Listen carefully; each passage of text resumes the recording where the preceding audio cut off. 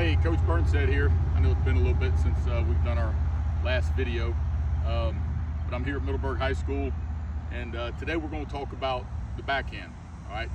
And for some reason, young kids that I see when they get here to high school, they seem a little bit afraid of the backhand. You know, everything that they get hit to their throw inside, they want to try to get around as far as they can and then come through.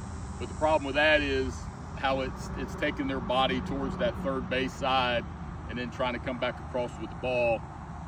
And really all they needed to do was put themselves in a good position to backhand the baseball and then be able to deliver the ball across the diamond for the out, okay? So we've talked before about being in a good triangle fielding position. Well, the same thing is going to happen when you backhand the baseball. So we talked about before with the triangle being here as I go to field the ball, ultimately the same thing. Now I'm backhanding the ball, I'm still going to create that triangle, and as I field the ball, I'm still going to be left of center on my body, okay? So when I get down in that position and I'm low, I'm going to have a little bit more weight distributed to that back leg, okay? And this is going to be for whenever I start to come through the ball and be able to transfer and make the throw, right? So when I get down in that position, I notice I'm not here trying to backhand the ball. I still have my glove in a position to where if the ball took a hop, then my heel's still going to be able to knock that ball down and I can come through it. Now with my weight distributed on that back leg, as I come through the ball, notice I'm moving towards the ball. I'm not swiping at it with my hand. It's my body working through the ball here, okay? Also, I don't want to field a ball and have my entire body facing the foul line, okay? Because now if I field it here, I've still got to go back across there. So I'm going to slightly open my body up as I field it, so I'm in that position, and then I can work through and then ultimately take my power step and then make my throw the same way that we did before on a routine ground ball hit right at me, okay?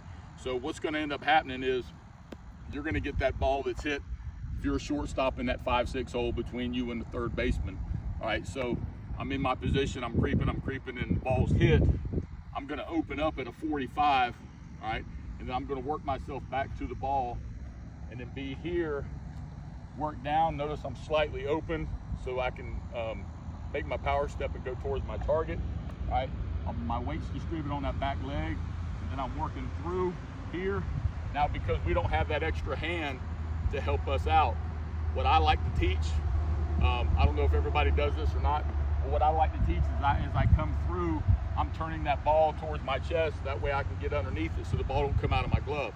A lot of you guys don't have gloves that are real flimsy, they're real tight, you know, so you can't really squeeze it. So sometimes that ball comes out. So I like to teach as I come through, I bring it here to my chest, just like I taught with the routine ground ball, power step, and then make that long throw. That's going to be the further throw that you have to make, all right?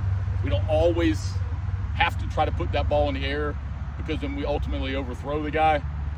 If you need to use the ground, give him that long hop to get that out, but make a good solid throw, put it in the area so the first baseman has something he can handle, okay?